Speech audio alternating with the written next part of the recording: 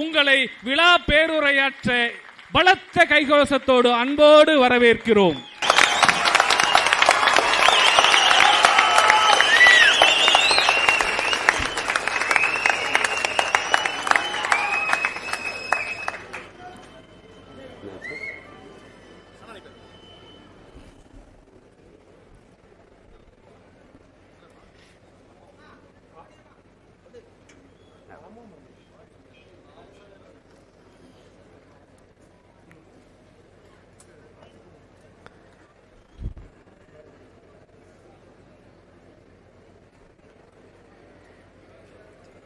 கருப்பண்ணன் மாரியப்பன் கல்லூரியில்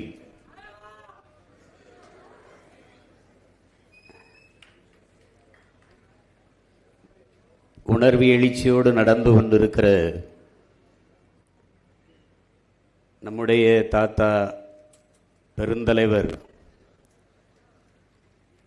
காமராஜர் அவர்களினுடைய பிறந்த நாள் விழாவினை மிகச் சிறப்பாக ஒருங்கிணைத்து நடத்தி கொண்டிருக்கிற என்னுடைய போற்றுதற்கும் வணக்கத்திற்கும் உரிய கல்லூரியினுடைய தாளாளர், செயலாளர் MK பழனிசாமி அவர்களே, போற்றுதற்குரிய இணை செயலாளர் செந்தில்குமார் அவர்களே, பெருமதிப்பிற்குரிய தலைவர் அப்பாத்துரை அவர்களே,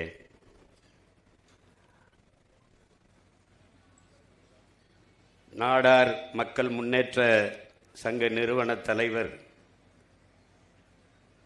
கல்லூரியினுடைய உறுப்பினர் பெருமதிப்பிற்குரிய பொன் விஸ்வநாதன் அவர்களே,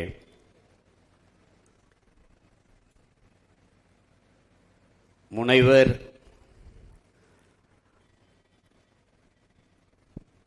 பேராசிரியர், நம் எல்லோருடைய அன்பிற்கும் பாசத்திற்கும் உரிய பெருந்தகை ஐயா ராஜாராம் அவர்களே,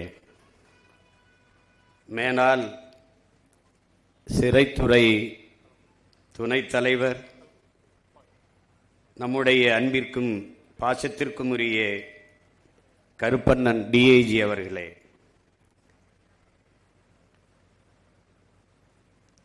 கருப்பண்ணன் மாரியப்பன் கல்லூரியினுடைய தமிழ்துறை பேராசிரியர் முனைவர் இரா செல்வராஜா அவர்களே, போற்றுதற்கும் வணக்கத்திற்கும் உரிய பேராசிரியர் பெருமக்களே, நாளையே நாட்டின் நம்பிக்கைகளாக இருக்கக்கூடிய என் உயிருக்கினிய எனது தம்பி தங்கைகளே, உங்கள் அனைவருக்கும் என்னுடைய அன்பும் வணக்கமும்.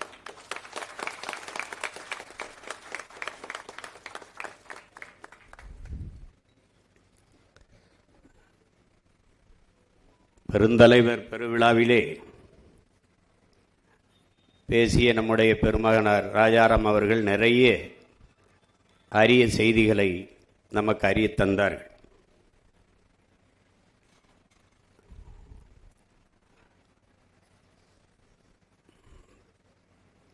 பெருந்தலைவர் வந்தவர் போனவரெல்லாம் தலைவர் என்றாக இருக்கும்போது அவரை ஏன் நாம் பெருந்தலைவர் என்று சொல்ல வேண்டும் என்றால்,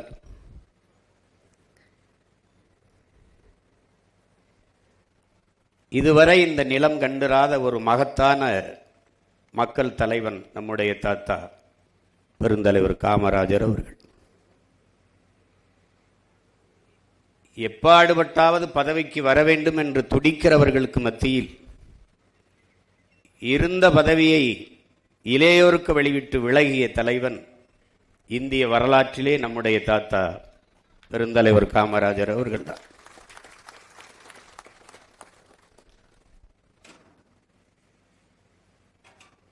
வரலாற்றில் அவருக்கு சில பக்கங்கள் இல்லை,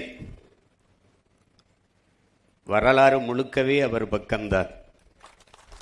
காமராஜ் என்பது ஒரு பெயர் சொல்லல்ல, அது தமிழ் பேரினத்தின் அரசியல் சரித்திரம் என்பதை என் அன்பு பிள்ளைகள் அறிய வேண்டும். காலத்தின் கடைசி கருணை காமராஜர் என்கிறார் நம்முடைய ஐயா கவியரசு கண்ணதாசன் அவர்கள். அப்படித்தான் என்ன தோணுகிறது, இத்தனை ஆண்டுகளில் அவரை போல ஒரு தலைவர் எவரும் வந்துவிட மாட்டாரா என்று நாம் இன்னும் ஏங்கி நிற்கிற நிலையில்தான் நாடு மக்களும் நிற்கிறோம்.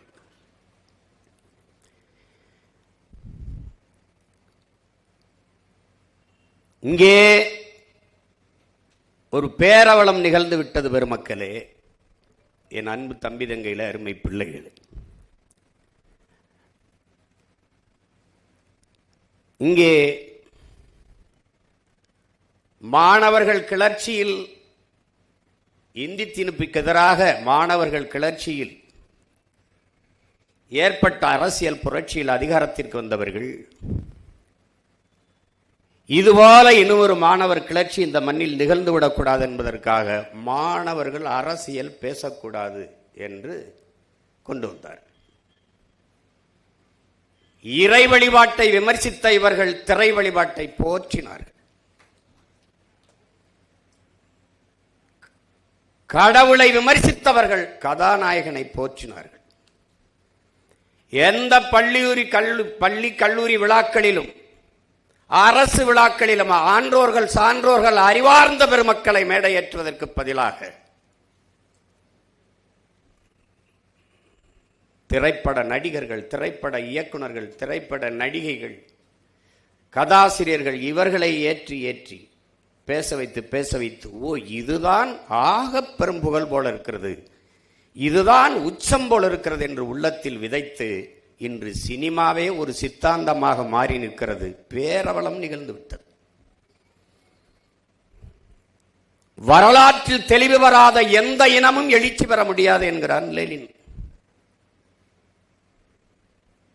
வரலாற்றை மறந்துவிட்ட ஒரு இனம் சுடுகாட்டில் இறந்து கிடக்கிற பிணம் என்கிறான் ஹோசிமி.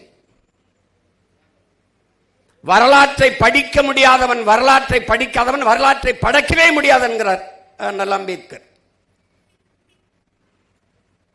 ஆனால் இந்த இனத்திற்கு வரலாறை கற்பிக்கப்படாதனால் தான் தகராறு, பிரச்சனை.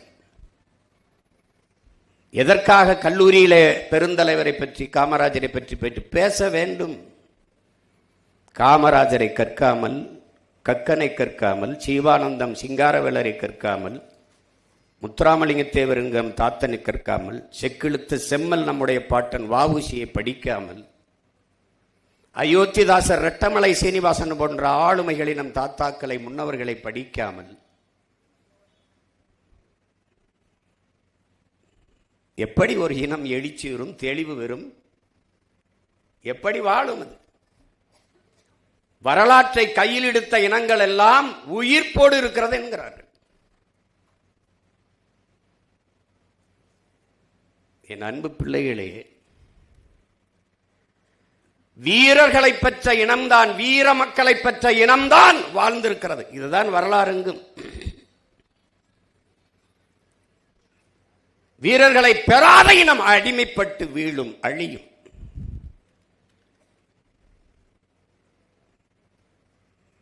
அப்படி வீர மக்களை அறிவார்ந்த, அறம் சார்ந்த, ஒழுக்கம் சார்ந்த தலைமுறையை வளர்த்து கெடுத்தாமல் போனதின் தடுமாற்றம் இப்போது. இங்கே பேசிய அன்பு குழந்தை பேசினாலே குறிப்புகளோடு பேசுகிறவன் அல்ல தலைவன், குறிக்கோளோடு பேசுகிறவன் எவனோ அவனே தலைவன். தாளில் இருந்து படிப்பவன் அல்ல தலைவன், தலையில் இருந்து பேசுகிறவன் எவனோ அவனே தலைவன்.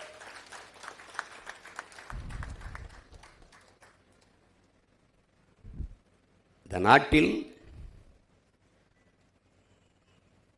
காமராஜரை போதிப்பதன் மூலமாக நானும் என் தாத்தன் காமராஜரை போல உண்மையும் நேர்மையுமான தூய்மையான தலைவனாக வர வேண்டும் என்று இத்தனை ஆயிரம் கூட்டத்தில் ஒருத்தனுக்கு அந்த சிந்தனை வந்தால் இந்த நிகழ்வு பெருமை அடைகிறது, புனிதம் அடைகிறது.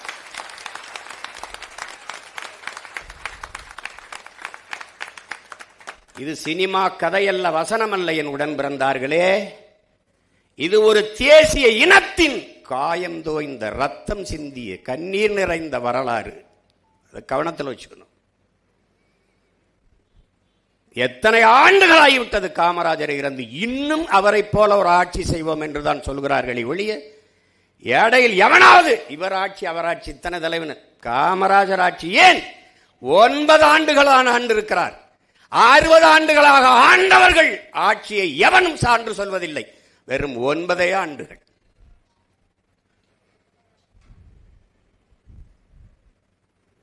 தனக்கென்று ஒரு துணையை கூட கட்டாதவன் தான் இந்த தமிழ் இனத்திற்கென்று பல அணைகளை கட்டினான். இவர்கள் பல துணைகளை கட்டி வாழ்ந்தார்களே வெளியே ஒரு அணையை கூட கட்டவில்லை.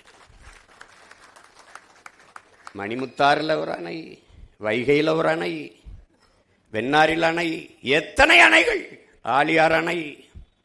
ஒன்றொன்றும் ஒரு மனிதன் 9 ஆண்டுகளுக்குள் இவ்வளவு சாதித்து விட்டாரா என்று எண்ணுவீர்கள். கல்வி கந்திறந்த காமராஜர் சொல்றாங்க, எழுத்தறிவித்தவன் இறைவன் என்றால் நம்முடைய எழுத்தறிவித்த இறைவன் நம்முடைய தாத்தன் பெருந்தலைவன் காமராஜ் என்பதை தமிழ் இளம் தலைமுறையினர் நினைவில் வைத்துக் கொள்ள வேண்டும். ஏடெடுத்து படிக்கிற நாட்டில் ஏடெடுத்து படிக்கிற ஒவ்வொரு மாணவ பிள்ளைகளும் நன்றியோடு நினைக்க வேண்டிய ஒரே மகன் பெருந்தலைவன் காமராஜ் மட்டும்தான்.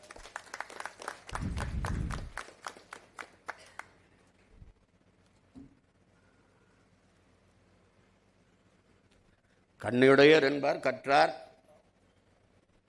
கல்லாதார் முகத்திரண்டு புண்ணுடையருங்கிறார். கல்வியை கண்ணுங்கிறார். கண்ணில் என்ன கல்வி இல்லைன்னா கண்ணாலாத பார்வையற்றவனுக்கு ஒப்பானவன்கிறார்.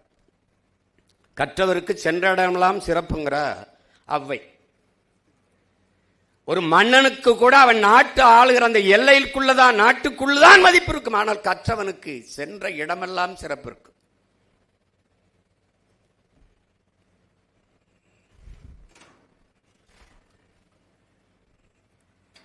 நீங்க யோசிச்சு பாருங்க. இங்க பேசினாங்க, இவர் கூட பேசினார், நம்ம தம்பி கூட, சூர்யா உதயசூரியன். கல்வி சிறந்த தமிழ்நாடு என்று பாரதி பாடினான். அவன் பாடி இறந்து 26 ஆண்டுகள் கழிச்சு தான் நாடே விடுதலை அடையுது. அதுக்கு பிறகுதான் தாத்தே முதலமைச்சராக ஆகிறான். அவன் வந்துதான் கல்வியில சிறக்குது. பாருங்க, எல்லாம் சொல்லிட்டாங்க எப்படி எல்லாம் படிக்க வச்சாரு, நம்மளை கல்வி கற்க வச்சாரு. கல்வியின் அவசியம் பாருங்க. அவன் ஏன் மகத்தான மாமனிதனா இருக்கிறான் பாருங்க. மனித மாண்பு என்னன்னா, மனிதனுடைய இயல்பான குணம் என்னன்னா, எனக்கு கிடைக்காதது இந்த உலகத்துல எவனுக்கும் கிடைக்கூடாது. இப்படிதான் எல்லா பேரும் சிந்திப்பான். அப்படிதானே சிந்திப்பான். எனக்கு 2 கண்ணும் போனாலும் பரவாயில்ல, என் எதிரிக்கு அந்த அயோக்கிய பேருக்கு ஒரு கண்ணாவது போயிடணும், இப்படிதான் நினைப்பான். ஆனால் உலகத்தில் இந்த மண்ணிலே ஒரே ஒரு மகன்தான் தனக்கு கிடைக்காத கல்வி என் நாட்டு பிள்ளைகளுக்கு கிடைக்கணும்னு நினைச்சான். என்ன நினைச்சிருக்காம, நானே படிக்கல, இவெல்லாம் படிச்சு என்ன செய்ய போறான், போடா நீ எல்லாம், உனக்கெல்லாம் கல்வி ஒரு கேடா, உனக்கு படிப்பு ஒரு கேடா, போடா அப்படின்னு சொல்லியிருப்பான். அப்படித்தானே? கல்வி மறுக்கப்பட்ட சமூகம் பல ஆயிரம் ஆண்டுகளான எத்தனை மன்னவர்கள், எத்தனை முன்னவர்கள், எவ்வளவு ஜமீன் திவான்கள், அப்போவெல்லாம் நமக்கு வந்து சேராத கல்வி ஒரு எளிய மகன், ஒரு சாதாரண மகன், அவன் வந்துதான் நமக்கு வந்தது.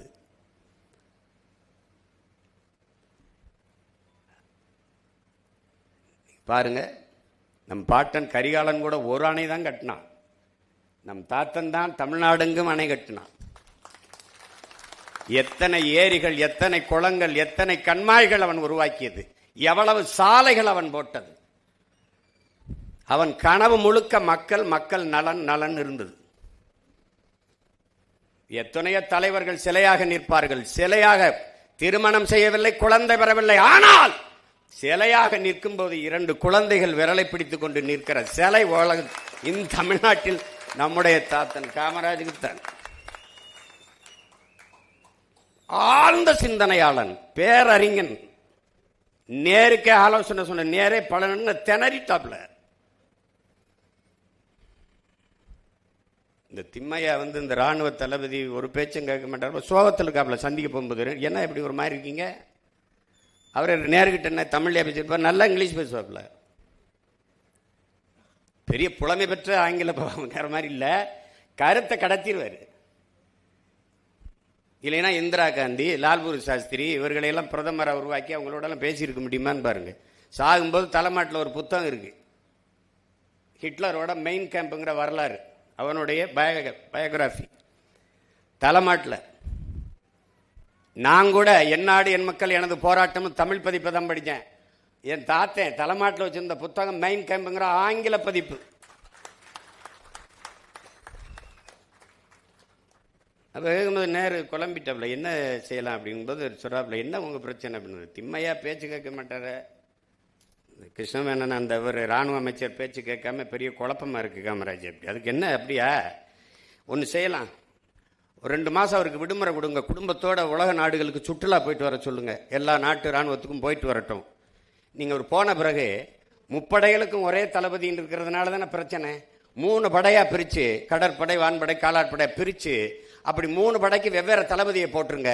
அவர் வந்த பிறகு இதில் ஏதாவது ஒரு படைக்கு தளபதியாருன்னா 3 படைக்கு தளபதியாக இருந்தவர் கூச்சப்பட்டு வேணாம் பதவின்னு போயிடுவார், பிரச்சனை தீர்ந்துரும்னோடனே கட்டி பிடிச்சது எனக்கு தோணலையேன்னு. அவன் நேரு பெரிய கல்வியான, பாராளுமன்றத்தில் நேரு பேச வந்தால் எந்த உறுப்பினர் வெளியில் போக மாட்டான், அவ்வளவு ஆளுமையா பேசக்கூடிய பேராற்றல் கொண்டவன். பல ஆண்டுகள் சிறையில் இருந்தான். அவன் சொன்னா, இன்னும் எத்தனை ஆண்டுகள் வேணாலும் சிறையில் என்னை போடுங்கள், ஆனால் புத்தகத்தை மட்டும் என் கையில் கொடுங்க. அவ்வளவு பெரிய அறிஞனுக்கு அறிவு சொன்னவன் நம்முடைய தாத்தன் காமராஜ். சீனாவுக்கும் இந்தியாவுக்கும் போர் வந்துட்டது, இந்தியா தோக்குது. ஏன்னா சீனா உண்மையில ராணுவம் வச்சிருக்கு, உங்களுக்கு தெரியும் நினைக்கிறேன். அந்த நாட்டில் குடிமகனில் ராணுவ வீரன் என்று தனியா கிடையாது, ஒவ்வொரு குடிமகனும் ராணுவ பயிற்சி எடுத்திருப்பான், சிறந்து விளங்குவான் மார்ஷல் ஆர்ட்ல, தற்காப்பு கலையில். அவன் போர் வந்தா எல்லாரும் போரிடுவான், அவனை ஒன்றும் செய்ய முடியல. ரொம்ப வருத்தத்தில் இருக்காரு. அப்பவும் நம்ம தாத்தன் போயிட்டு, என்ன பிரச்சனை அப்படின்னு, சீனாவில் நம்ம தோத்து போயிட்டோம், நம்மகிட்ட ஆயுதங்கள் வலுவா இல்லை, வாங்கி சேர்க்கணும் அப்படின்னு. என்ன எங்கேருந்து வாங்கலாம், அமெரிக்காவிலேருந்து வாங்கலாம், வாங்க வேண்டியதானே, என்ன கேட்குறானோ அதை கொடுத்து, அதெல்லாம் கொடுத்துச்சு, பணம்லாம் போயிடுச்சு. அந்த ராணுவத்தை, அந்த தடவாள ராணுவ ஆயுதங்களை அனுப்ப மாட்டேங்கிறான், அதுக்கு கேரண்டி கேட்குறான். கேரண்டி கேட்குறானா? அப்படியா? எவன் கொடுக்க மாட்டானா? இல்லை, அங்கே இருக்கிற அந்த வங்கிகள்லாம் நமக்கு நம்மளை நம்பி கேரண்டி தரமாட்டுது, ஒப்புதல் தரமா இருக்குது அப்படின்னா. அப்படியா? இப்போ அவன் கடை ஏதாவது இங்கே இருக்கா கேட்குறாப்புல, அவர் மொழியில் கேட்குறாப்புல. அவன் அமெரிக்காரன் கடை எங்கேயாவது இருக்கா? ஆமாம் இருக்கு, அமெரிக்கன் எக்ஸ்பிரஸ் பேங்க்னு ஒன்று இருக்கு, அதை இழுத்து மூடுங்க, அதை சாத்துங்க. டே, எனக்கு கேரண்டி தராத பையன் நாட்டு கடை இங்கே எதுக்குடா இருக்குன்னு போடு அப்படின்னு கடையை மூட போட அவன் உடனே கையெழுத்த போட்டு சரச்சரன ஆயத்தை அனுப்பி விட்டான். இவனை படிக்காதவன, படிப்பறிமை விட பட்டறிவு மேலானது என்று உலகத்தில் வாழ்ந்து காட்டிய ஒரு மகத்தான மேதை நம்முடைய தாத்தன் காமராஜ். நீ நெருப்பு சுடும் சுடும் என்று படித்தாய், அவன் தொட்டு பார்த்து நெருப்பு சுடும் என்று உணர்ந்தவன். நீ புரிஞ்சுக்கணும், அவன் பெரிய ஆளு, நீ சாதாரண ஆள் நினைக்காத. அவன் ஆளு எளிமையா இருந்தான் அப்படின்னு நினைக்கிறனால ஏதோ இதுதான் இருக்க அப்படின்ட்டு. பெரிய சிந்தனையாளன், பேரறிஞன். இதனால இங்க பாருங்க, மண்ணாங்கட்டின்னு ஒருத்தர், அது சட்டமன்ற உறுப்பினர்கள் விடுதியில் வேலை செய்வாப்புல எடுபடியா. இப்போ தாத்தா முதலமைச்சர் காமராஜர், இன்னொரு தாத்தன் நம்முடைய தாத்தன் மூக்கையாத்தவர் சட்டமன்ற உறுப்பினர். அவர் அறையில், சட்டமன்ற அறையில் அவர் வேலை செஞ்சுக்கிட்டு இருக்காப்புல. இந்த மண்ணாங்கட்டி 8ஆம் வகுப்பு கூட படிக்காதவங்கெல்லாம் அரசு பணியிலிருந்து நீக்கிறார். சும்மா ஒரு இது பியூன் மாதிரி அரசு பணியிலிருந்து நீக்கிறாரு. அப்புறம் மண்ணாங்கட்டி ரொம்ப தடுமாறுறாரு. அவர் குடும்பம் அவரை நம்பி தான் இருக்கு, வேலை இல்லை, நம்ம படிக்கலையே, இப்போ என்ன பண்ணுறாரு, அரசு வேலையிலேருந்து நீக்கி விட்டாரே அப்படின்னோடனே அவர் ரொம்ப புலம்புறாரு. போய் தாத்தா மூக்கையத்தவர்கிட்ட போய் குறை சொல்கிறாப்புல, இப்படி பண்ணிட்டாரு முதலமைச்சர் அப்படின்னு. ஃபோனை போடுறா அப்படின்னு சொல்கிறாப்புல. இவர் ஃபோனை போட்டுறாரு. நேராக முதலமைச்சர் வீட்டுக்கு போட்டோன்னே யாராவது உதவியாளர்கள் எடுப்பாங்கன்னு நினச்சிக்கிட்டு இருக்காங்க. அவரே எடுத்துறாப்புல, ஐயாவே எடுத்தவொன்னே இவருக்கு என்ன சொல்றதுன்னு தெரியல. ஐயாவே எடுத்துட்டாரு அப்படின்னு. அப்ப கேள்றா, படிக்காத நீங்க முதலமைச்சரா இருக்கும்போது படிக்காத நான் பியூனா இருக்கக்கூடாதான்னு கேள்றா. சொல்லி விட்டுறாப்ல. சொல்லி விட்டோன்னே இவர் கேட்டுவிட்டாப்ல. கேட்டோடனே இவர் என்ன சொல்றாரு, எடுத்தது காமராஜன் தெரியாம சொல்லிடுறாரு.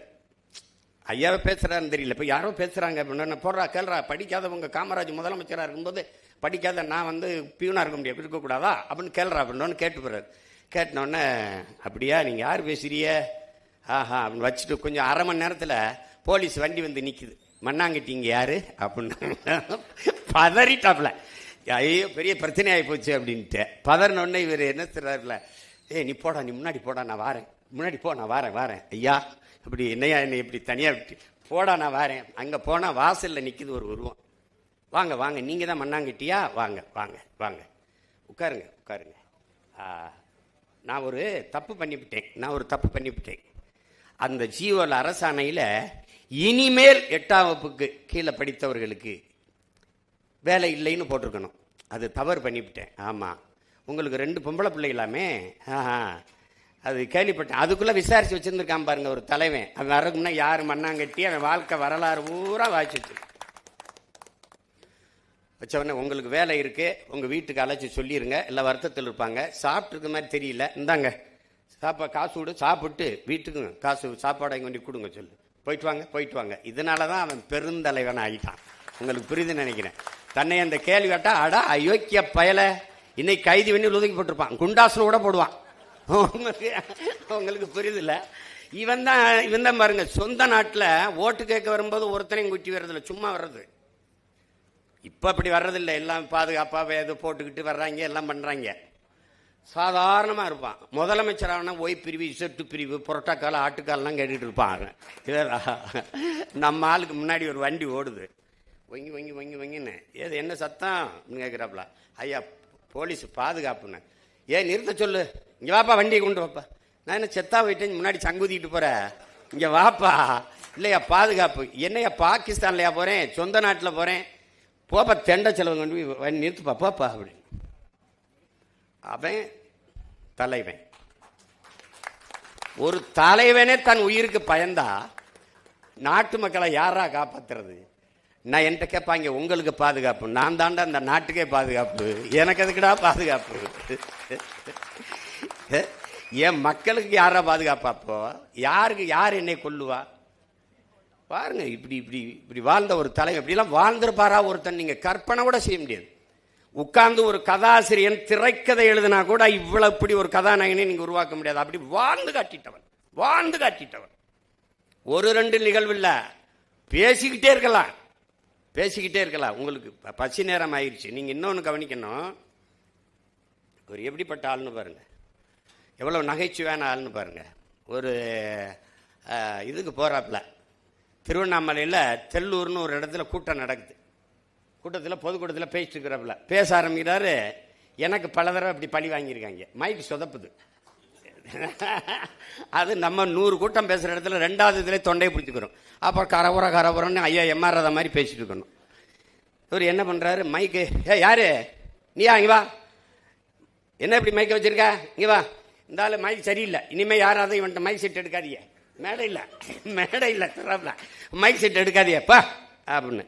அந்த ஆள் பதறி போய் ஆத்தாடி ஐயாவுக்கு இப்படி சுதப்பிருச்சுன்னு அவசரமாக சரி செஞ்சு இது பண்ணோடனே மறுபடியும் பேசுகிறாப்புல.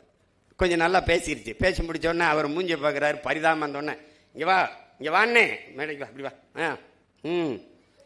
இந்த ஆள் பாருங்க கெட்டிக்காரன், சிறாவில் பாருங்க, பேசாத மைக்க கூட பேச வச்சுட்டான் பத்தியலா. அதனால இனிமே இவரே கூப்பிடுங்க, எல்லாத்துக்கும் இவர் மைக் செட்டை எடுங்கன்றாப்ல. பாதிக்கப்பட்டுருவானா? உங்களுக்கு புரியுதா? அப்படி பாதிக்கப்பட்டுருவானா? எப்படி மண்ணாங்கட்டிக்கோ அப்படி. அப்புறம் ஒரு இதுக்கு போறாப்புல, இங்கன்னா இது தஞ்சாவூருக்கு சுற்றி பார்த்துட்டு வராப்புல. தஞ்சாவூர் பயணம் போயிட்டு வரும்போது ஒரு பழங்கால கோயில், அந்த கோயில் நல்லா கட்டியிருக்கு, பழங்கால கோயில். எத்தனை ஆண்டுகளுக்கு முன்னாடி கட்டினதுன்னு தெரியல, யாருக்கும் யார் கட்டியிருப்பான்னு தெரியல. அப்போ நிற்கிற அதிகாரிகள்ட்டெல்லாம் கேட்குறாரு, இது யார் கட்டியிருப்பா, கட்டினது ஏதாவது அடையாளம் இருக்கா, கல்வெட்டில் ஏதாவது பேர் இருக்கானா? அதிகாரிகளுக்கு தெரியல, உள்ளூர்காரனுக்கு தெரியல, ரொம்ப நாள் வாழ்ந்தவனுக்கும் தெரியல, எவனுக்கும் தெரியல. இவ்வளவு காலமாக இருக்கிற இவ்வளவு பெரிய கோயிலை கட்டினவன் பேர் தெரியல, ஒரு மாதம் கூட ஒழுங்காக எரியாத அந்த டீப் லைட்டுக்கு உபயம் யாருன்னு எழுதி வச்சிருக்கான். ஒரு மாதம் கூட ஒழுங்காக எரியாது, அது இந்த டியூப் லைட்டை போட்டவன் பேர் எழுதி வச்சிருப்பான். புரியுதா அவங்களுக்கு? அன்னைக்கு இத்தனை அணைகளை கட்டினவன் நம்ம தாத்தன் ஒரு இடத்துல கூட காமராஜ் கட்டியதுன்னு போடல. இன்னைக்கு கக்கூஸ் கட்டின பேர் கூட இருக்கு. அது பார்த்தீங்களா? ஐயா ஐயா, நீங்க சென்னை வண்ணாரப்பேட்டையில் கூட்டம் நடக்குது. மேடையில் பேசிட்டு திரும்பி வராங்க ஐயா.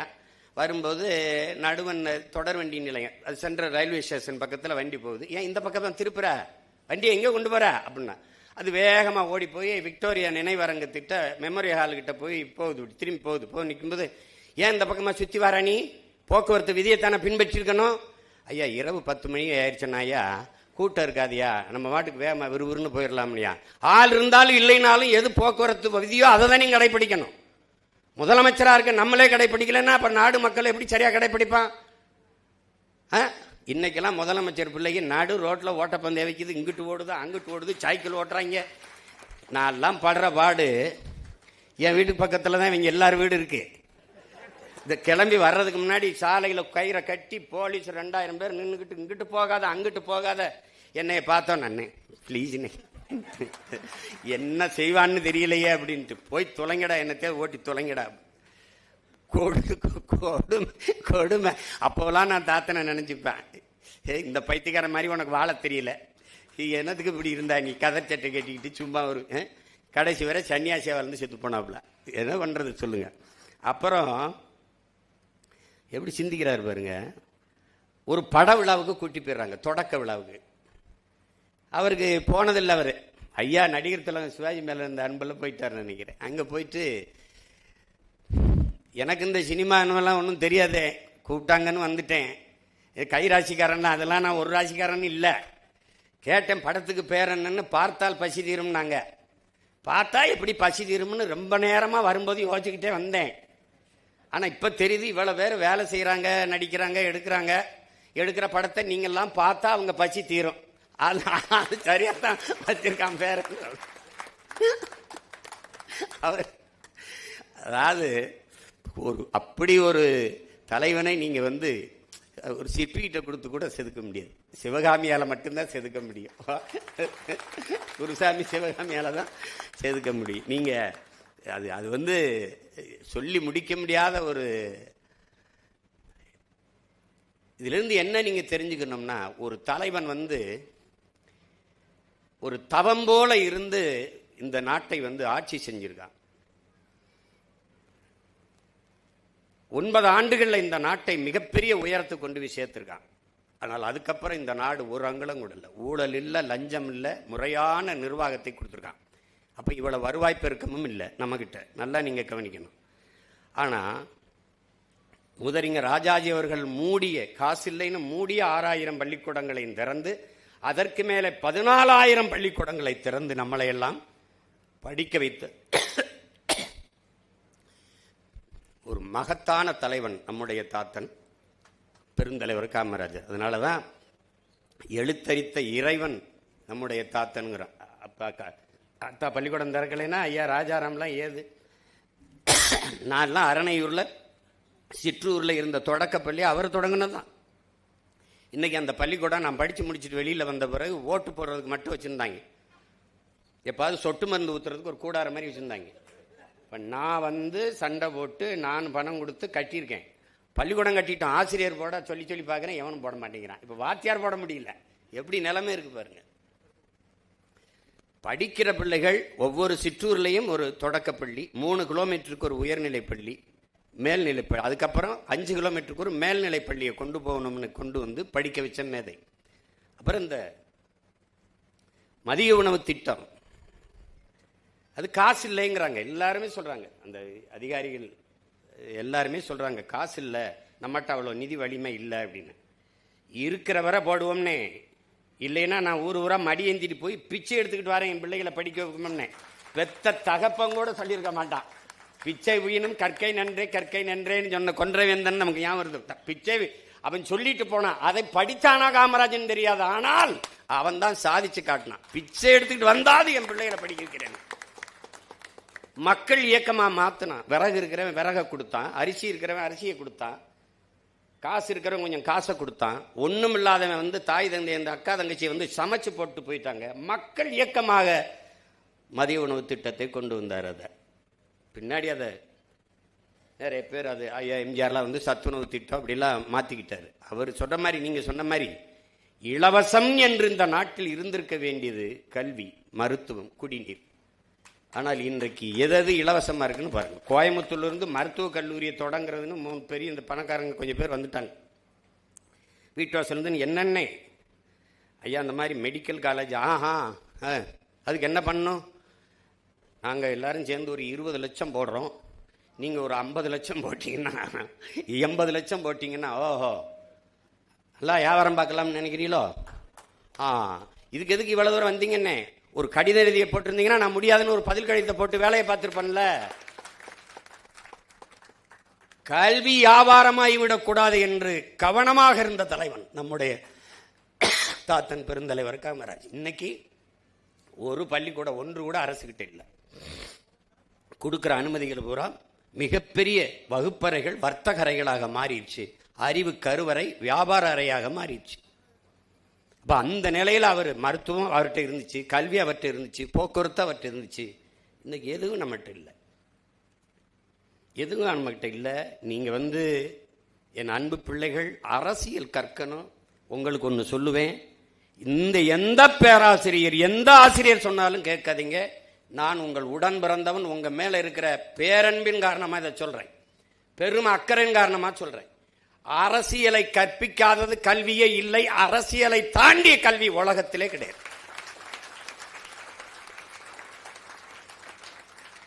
அரசியல் என்ற எண்ணம் இல்லாதவன் மனிதனாக இருக்க முடியாது. அண்ணல் காந்தியடிகள் அரசியல் வேண்டாம் என்று நீ விலகி நிற்கலாம், ஆனால் அரசியல் உன்னை விட்டு ஒருபோதும் விலகாது. அரிஸ்டாட்டில்.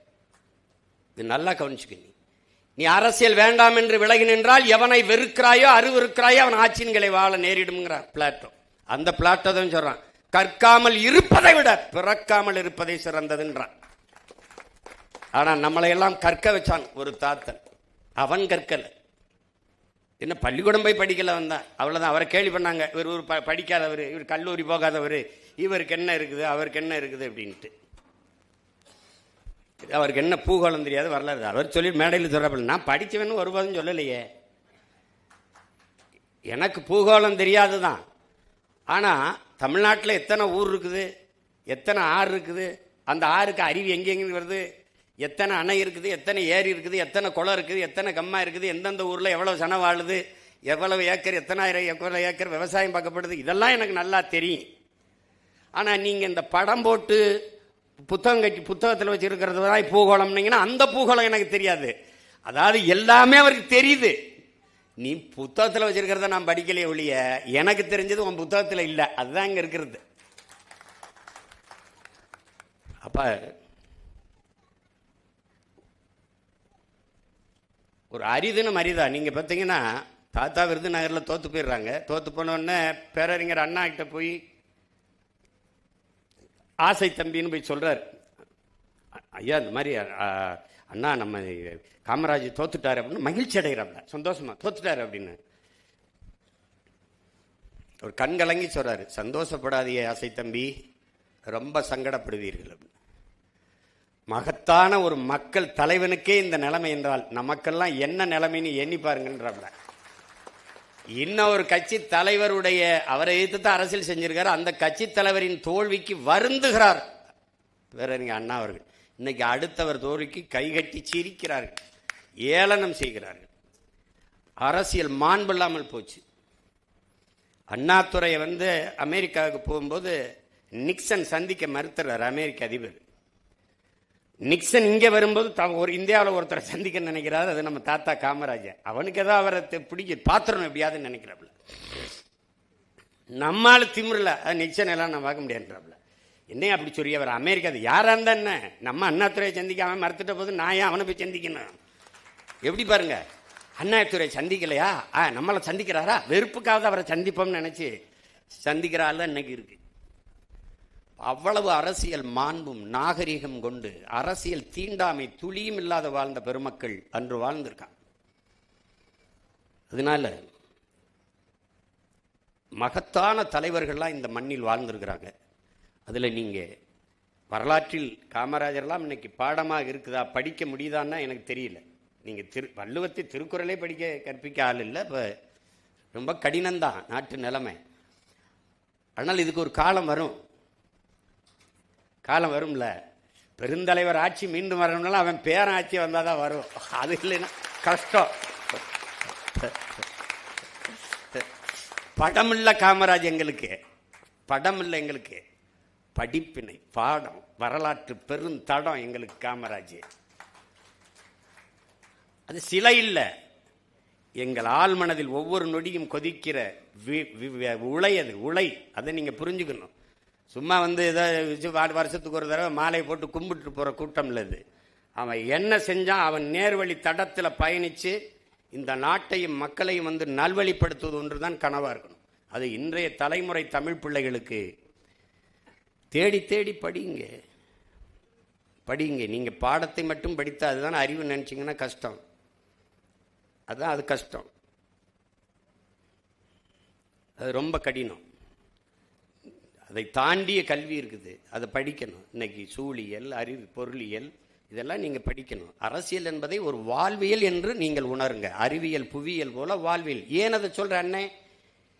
உங்கள் வாழ்வில் பிறப்பிலிருந்து இறப்பு வரை அனைத்தையும் தீர்மானிப்பது அரசு. அந்த அரசை தீர்மானிப்பது அரசியல். அந்த அரசியலை நாம சரியா பண்ணல அப்படின்னா தடுமாறிடும். அதனால நீங்க என்ன படிக்கணும், அதுக்கு என்ன வேலை, அதுக்கு என்ன சம்பளம், அந்த வேலையை நீங்க எங்க பார்க்கணும், எல்லாத்தையும் அரசு தான் தீர்மானிக்குது. பிறப்பு சான்றிதழிலிருந்து இறப்பு சான்றிதழ் பெறுகிற வரை தீர்மானிப்பது அரசியல். அந்த அரசியலையும் கற்றுக்கொள்ளுங்கள், அதில் ஆழ்ந்த அறிவு தெளிவு பெறுங்கள். இல்லை என்றால் நாட்டை நீங்கள் நல்வழிப்படுத்த முடியாது. ஒரு பதறு சமூகமாக நாம் மாறிப்போம். இப்ப நமக்கு எந்த பெருமையும் வெளியில போய் சொல்ல முடியாது. நாங்கள்லாம் சேர சோழ பாண்டிய வம்சம், நாங்கள்லாம் தெரியுமா, எங்களுக்கு உலகத்துக்கு பொதுமறை தந்தவன், எங்களை போல ஆகச் செழுமையான இலக்கிய வளம் கொண்ட இனத்தை உலக வரலாற்றில் காட்டுங்கள். அதெல்லாம் ஒன்றும் பேச முடியாது, ஒரு பெருமையும் பேச முடியாது. நீ இப்ப இருக்கிற நிலைமையில நீங்களா அதெல்லாம் நீங்களாடா அப்படின்னு. அதனால இத மறுபடியும் சொல்வேன். தமிழர் என்றொரு இனம் உண்டு, தனித்தே அவருக்கு ஒரு குணம் உண்டு. அமிழ்தம் அவரது மொழியாம், அன்பே அவரது வழியாம் நம்முடைய தாத்தன் நாமக்கல் கவிஞன் பாடுறான். தமிழன் என்ற ஒரு இனம் உண்டு, தனித்தே அவருக்கு ஒரு குணம் உண்டு. மானமும் வீரமும் அவருக்கு உயிரென்று உலகத்திற்கு காட்டியவன் என் உயிர் தலைவன் மேதகுவே பிரபாகரன் அவர்.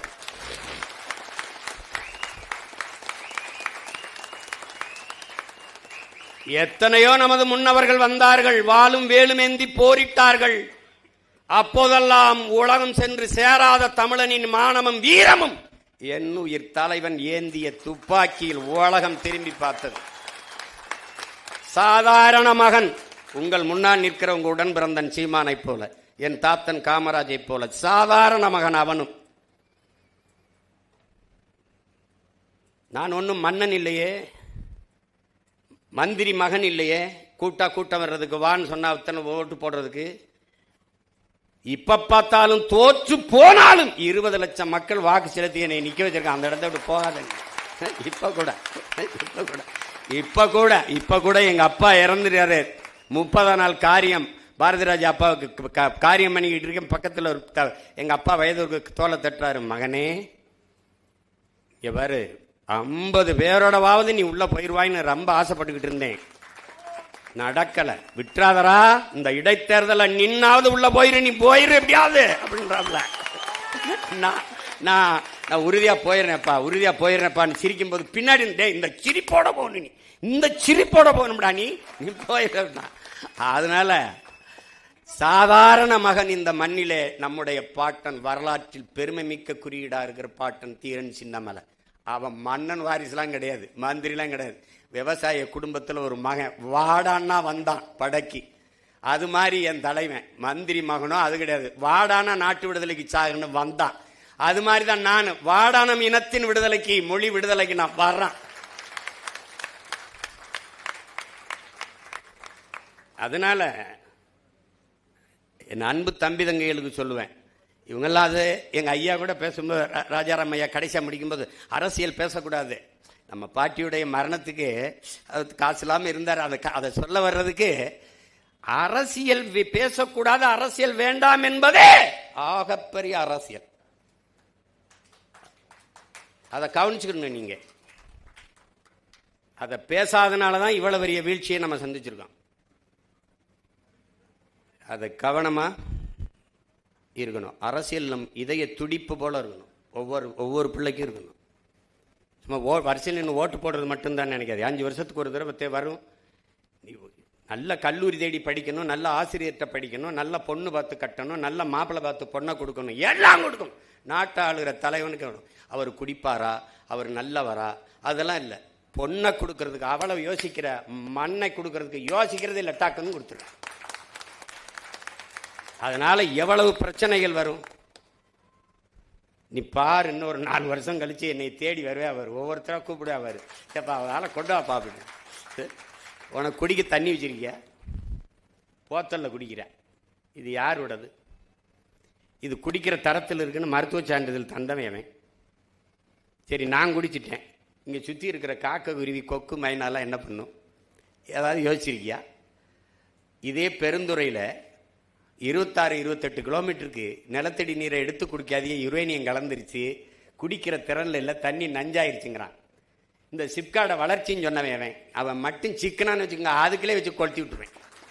இப்போ என்னடா டே, நான் ஒரே ஒரு கேள்வியை உங்ககிட்ட சொல்கிறேன், உங்ககிட்ட கேட்குறேன், உங்கள் அண்ணன் கேட்குறேன். தொழிற்சாலை வளர்ச்சி என்று சொன்னீர்கள், சிப்காடு வளர்ச்சி, அது வளர்ச்சி, இது வளர்ச்சி என்றீர்கள். சரி, எல்லாம் வளர்ச்சி என்றால், இந்த சிப்காடு வளர்ச்சி என்றால், அப்புறம் எதுக்கு எங்க ஆத்தாவுக்கு 2500 கொடுக்குற? வேலை வாய்ப்பு வரும், எல்லோருக்கும் வேலை வாய்ப்பு வரும் என்றால், வேலை இல்லாத இளைஞனுக்கு எதற்காக 4000 கொடுக்குற? என்ன வளர்ச்சி இது? அப்ப வளரல.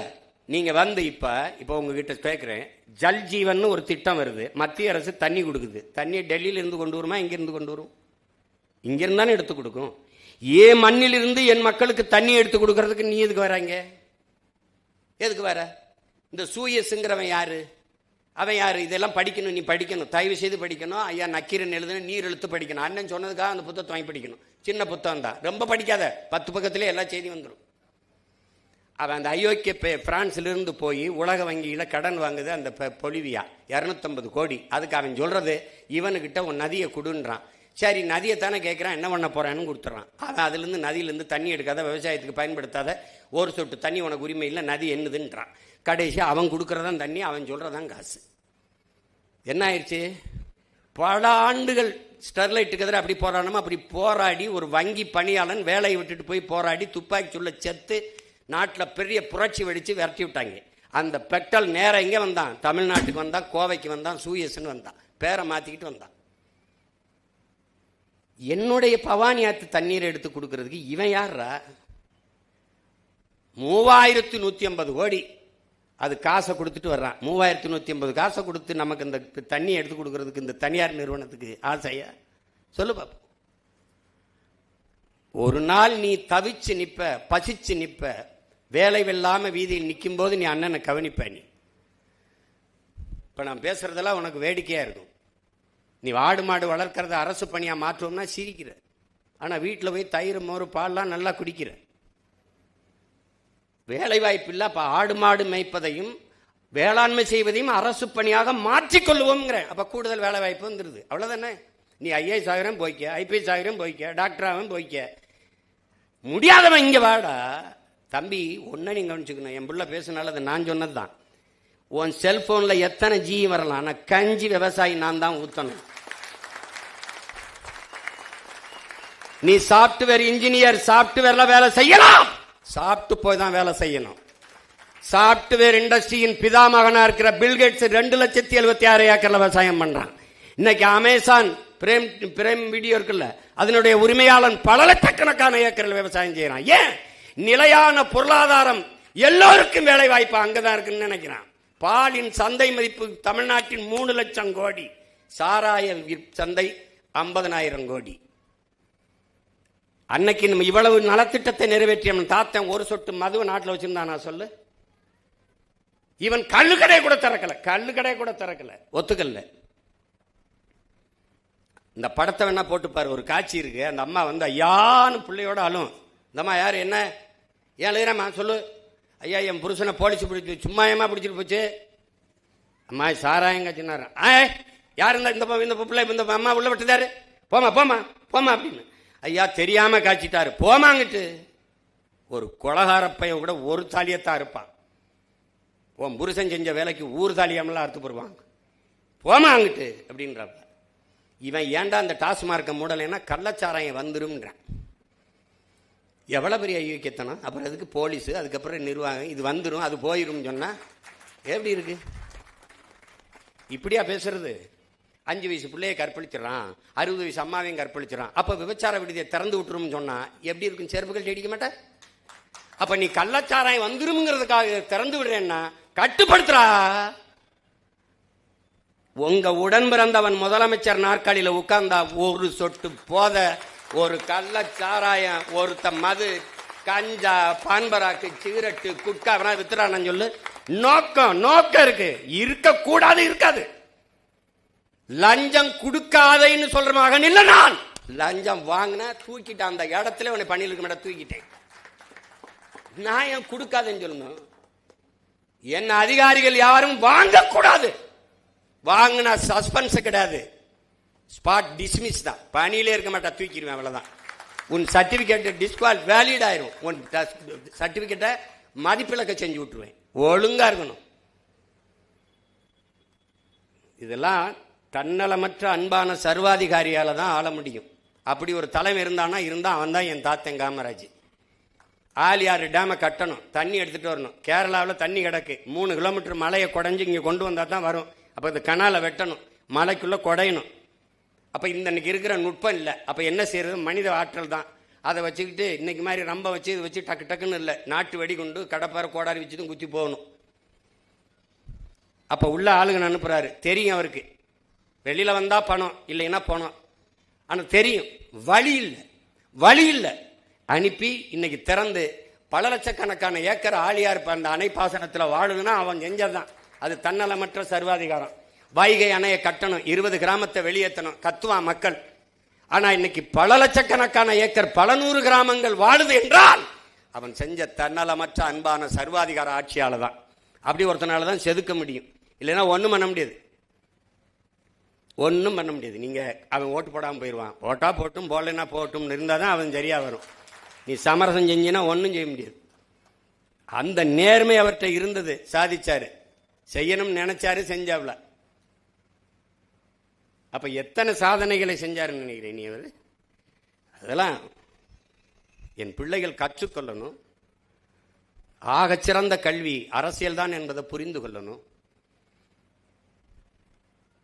இவங்க பாடம் நடத்துவாங்க, ஆசிரியர். இது இப்போ தன்னாட்சி அதிகாரம் பெற்ற கல்லூரின்னு இதெல்லாம் தீர்மானிச்சது யாரு? ஐஏஎஸ் எங்கே வேலை பார்க்கணும், இந்த மருத்துவக் கல்லூரிக்கு டீன் யாரு, இதுக்கு யார் ஐபிஎஸ், இதையெல்லாம் தூக்கி போடுறவன், அங்கே போடுறவன் இங்கே போடுறவன் யாரு?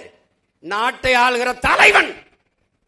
அந்த தலைவன் சரியில்லைன்னா இது எல்லாமே சரியில்லாமல் போயிடும். அப்போ நீ அந்த தலைவனை தேர்வு செய்கிற பணியில் நீ சரியா இருந்துடணும். அதுதான் முக்கியம்.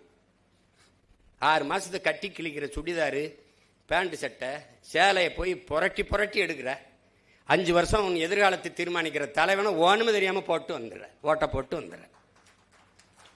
என்ன இது? இதெல்லாம் அறிவு இருக்கிற மக்கள் செய்யற செய்யல, கற்றவர்கள் செய்யற செய்யல. போய்ப்பாரு, கேரளாவில் காரி துப்புறான். ஆந்திரா கேரளாவில் நம்மளை காரி துப்புறான் ஒருத்தன். இது நான் கூட என்னுடைய தன்மை நிலைப்படத்தில் வச்சிருக்கேன், அதை சிரிக்கிறேன். அதனால என் அன்பு பிள்ளைகளுக்கு சொல்லுவேன், ஒரு பெருமைமிக்க விழா இது, ஒரு அரிய வாய்ப்பு உங்களுக்கு. இனிமேலாவது இந்த நொடியில் இருந்தாவது காமராஜ் யாருன்னு தேடி படிங்க. சின்ன புத்தகங்கள் இருக்கு. இங்கே கூட நம்ம கல்லூரி நிர்வாகத்திலிருந்து கூட அந்த புத்தகங்களை கல்லூரி நூலகத்தில் வைக்கலாம். அதோட நம்முடைய இன முன்னோர்களின் வரலாறை சிறு முக்கிய செய்திகளை தொகுத்து கொடுக்கலாம். அது சம்பந்தமாக மாணவர்களே பட்டிமன்றம், எப்படி இந்த பச்சை பிள்ளை இப்படி பேசுனா அது மாதிரி பேச வச்சு நம்முடைய பிள்ளைகளை தர்க்க அறிவை, தடையின்றி பேசுகிற ஆற்றலை அதை கொண்டு வரணும். அதை கொண்டு வர்றதுக்கு வளர்த்து எடுக்கணும். அப்படிலாம் நாங்கள்லாம் இல்லைன்னா இன்னைக்கு ஐயா ராஜாராம் மாதிரி நம்ம சிறைத்துறை அதிகாரி மாதிரியான ஆட்கள் எப்படி வந்திருக்க முடியும்? எனக்கெல்லாம் என்ன யாரும் இப்படி பேசணுங்க சொல்லி கொடுத்தாங்களே? ஒன்றும் இல்லை, ஒரு வெறி தான். அதனால் என் அன்பு தம்பி தங்கைகளுக்கு சொல்லுவேன், அருமை உடன் பிறந்தார்களுக்கு சொல்லுவேன், இந்த நாடு உங்களுடையது, என்னுடையதும் கூடத்தான். எப்படி பார்த்தாலும் இந்த நாடு உங்களுடையது. உங்களை நம்பிதான் இந்த நாட்டு மக்களின் எதிர்காலம் ஒப்படைக்கப்பட்டிருக்கிறது என்பதை உணர்ந்து கற்றறிந்த சான்றோர்களாக, அறிஞர்களாக, ஒழுக்கத்தில், நேர்மையில், உண்மையில் சிறந்த பிள்ளைகளாக நீங்கள் வளர்ந்து வர வேண்டும் என்பதுதான் இந்த நிகழ்வின் நோக்கம். அதற்கு சான்றாக வாழ்ந்து காட்டிய ஒரு மகத்தான தலைவனை உங்களுக்கு இந்த பெருவிழாவின் மூலமாக எடுத்து எல்லோரும் பேசியிருக்கிறோம். அதை அறிந்து தெளிந்து என் அன்பு பிள்ளைகள் சிறந்த மாணவர்களாக வர வேண்டும். இங்கே பல போட்டிகளில் பங்கேற்று பரிசு பெற்ற மாணவர்களுக்கெல்லாம் என்னுடைய வாழ்த்துக்கள். நல்லாசிரியர் விருது பெற்ற பேராசிரியர் பெருமக்களுக்கெல்லாம் என்னுடைய அன்பு நிறைந்த வாழ்த்துக்கள். நீண்ட புகழோடு தமிழ் மக்களின் நெஞ்சமெல்லாம் நிறைந்திருக்கட்டும் நம்முடைய பெருந்தலைவரின் புகழ். இந்த நிகழ்வு சிறப்பாக நிகழ உழைத்த எல்லோருக்கும் என்னுடைய அன்பும் வாழ்த்துக்களும். உங்கள் இவ்வளவு நேரம் பசியோடு நீங்கள் கேட்டுக்கொண்டிருந்தமைக்கு என்னுடைய அன்பும் நன்றியும். ஏன்னால் செவிக்கு உணவு இல்லாத போது சிறிது வயிற்றுக்கு வீயப்படுங்கிறான். நம்ம தாத்தன் தான் செவிக்கும் உணவளித்து வயிற்றுக்கும் ஈந்து படிக்க வச்சோம், அவன்தான். அதனால் நீங்கள் இந்த அரிய வாய்ப்பை தந்த கல்லூரியின் நிர்வாகத்திற்கும், அமைதியாக என்னுரை கேட்ட என் உடன் பிறந்தார்கள் அனைவருக்கும் என்னுடைய அன்பும் வாழ்த்துக்களும். புரட்சி வெல்லட்டும். நன்றி, வணக்கம்.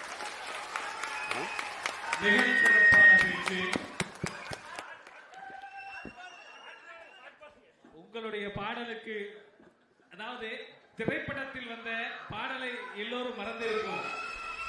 ஒரு சில பாடல்களை மட்டும் ஒரு கோரிக்கையாக, வேண்டுகோளாக ரசிகர்கள், மாணவர்கள் இருக்கிறார்கள். சூரியவம்சத்தில் ஒரு பாட்டு, நல்ல பாட்டு இருக்கும். அது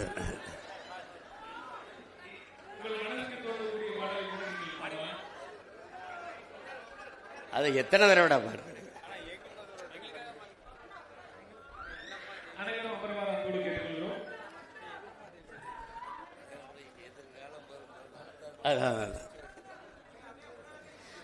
மனசெல்லாம் பந்தலிட்டு மல்லிக்கொடியா விட்ட உசுருக்குள் கோயில் கட்டி ஒன்ன கொழு வச்சு கொண்டாடினே. மழை பெஞ்சா தானே மண் வாசம், ஒன்னு நினைச்சாலே பூவாசந்தான். மலமேல் விளக்காய் ஏற்றி வைப்பேன், உன்னை படம்போல் மனசில் ஏற்றி வைப்பேன். இவ்வளவு நேரம் நான் பேசுறது எதுவும் உங்க மனசுல நிக்கல.